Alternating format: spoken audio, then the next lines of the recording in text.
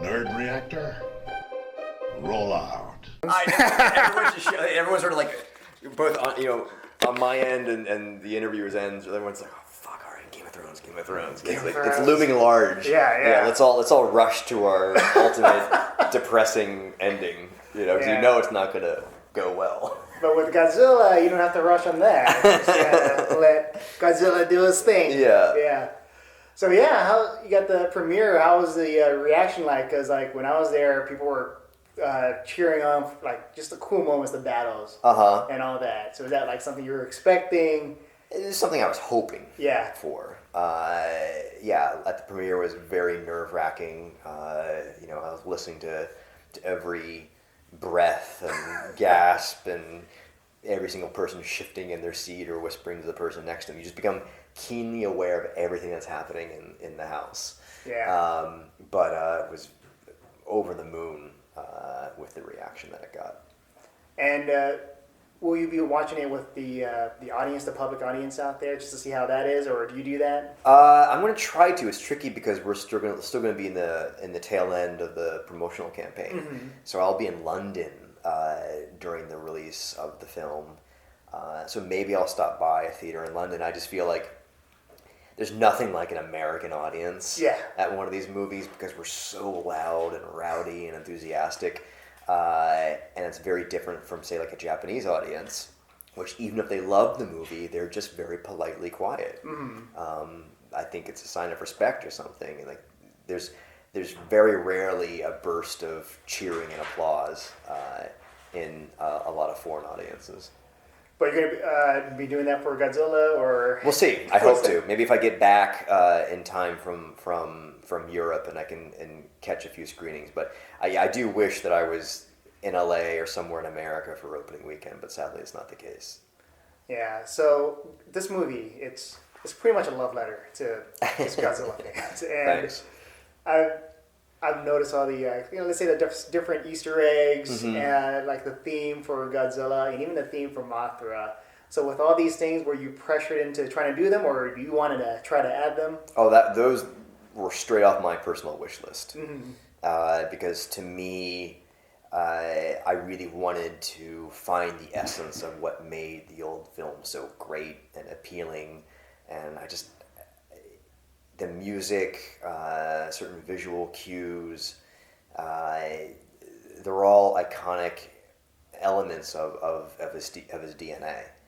And I felt like if I didn't have his theme or didn't have Mothra's theme, then it wouldn't feel like a Godzilla film. It would, it's the same way that if you didn't have Godzilla using his atomic breath, it would feel like, oh, we forgot something. I pretty much had a running list of things that I knew I always wanted to see in a Godzilla film. Both elements that we have seen in his 65-year-plus legacy, and things that we've never seen in a Godzilla film that I always dreamt of seeing. So whether it's the Lost Underwater City, Godzilla's Lair, a very particular touching moment between a character and Godzilla that we've never seen in any of his films. I was happy that there were still things that there were still new elements to bring into his mythology. Yeah. And with the mythology, Godzilla, being pretty much the main character, and the different movies always have people as part of it. So what was it like balancing the people's story and Godzilla?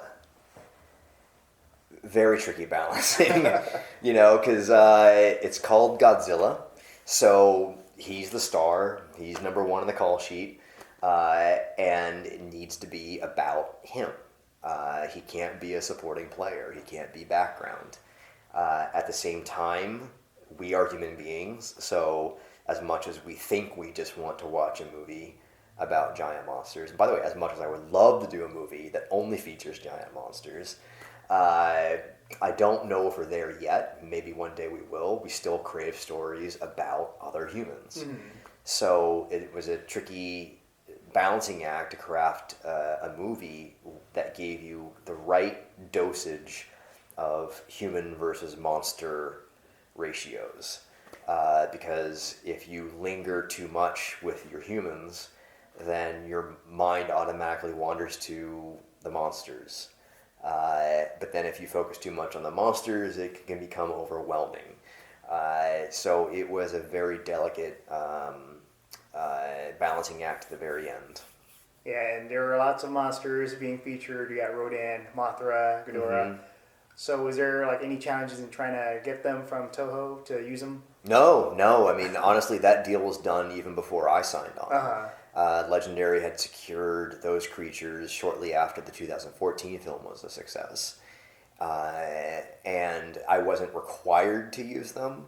They sort of just laid them out on the table and said, oh, by the way, we have these 4 amazing monsters. And I was like, yes! It was like Christmas morning, give them all to me. I have to admit that Mothra was more of a challenge. I was a little more hesitant there until I realized she was an opportunity. You know, how do you take a giant moth, a giant insect, and make her beautiful and make her powerful and ethereal? And I realized, well, embrace the goddess imagery, embrace the angel imagery, almost sort of chariots of the gods depiction, and give her bioluminescence, you know, which exists in nature, but let's make it bioluminescence to the nth degree, you know, so like she doesn't just light up, she emits God rays. That would make you drop to your knees if you saw her.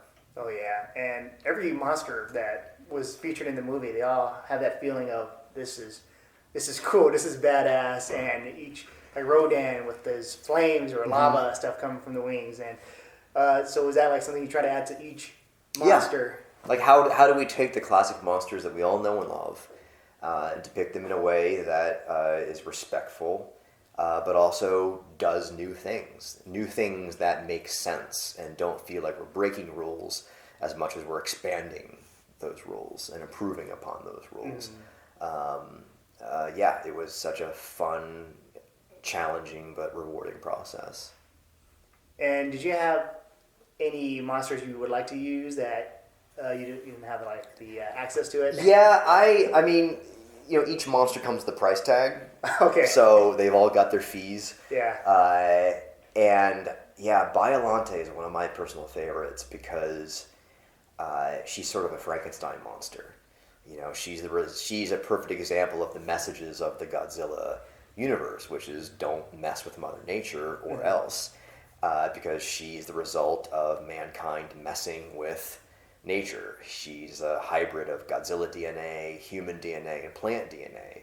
And what happens when you mess with that? You give birth to this monstrosity. But she didn't ask to be born. She's also, like Godzilla, strangely complicated and misunderstood and filled with emotions. So I find her to be a very sympathetic creature.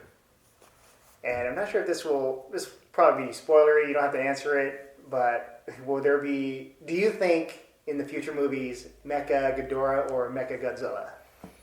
I hope so. Yeah. I love the mecha creatures. You know, they're sort of, in some ways, they're almost like predecessors to the Terminator. You know, what I loved about the original Mechagodzilla was that you didn't know it was a Mechagodzilla.